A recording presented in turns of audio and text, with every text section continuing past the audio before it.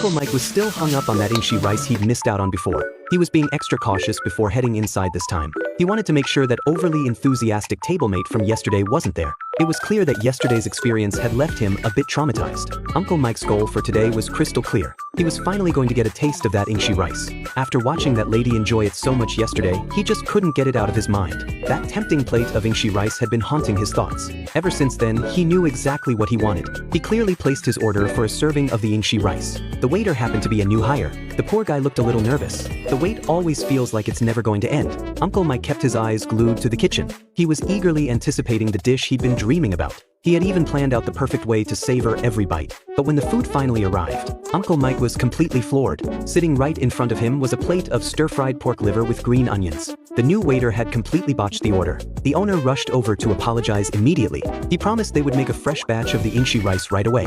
But as Uncle Mike looked at the stir-fried pork liver and leeks, it was piping hot and steaming. The aroma was absolutely incredible. Suddenly, Uncle Mike found himself reluctant to send it back. After hesitating for a few seconds, he made up his mind. Uncle Mike told the owner that he was happy to eat this instead. He said there was no need to swap it out for anything else. Both the owner and the waiter stared at him in utter disbelief.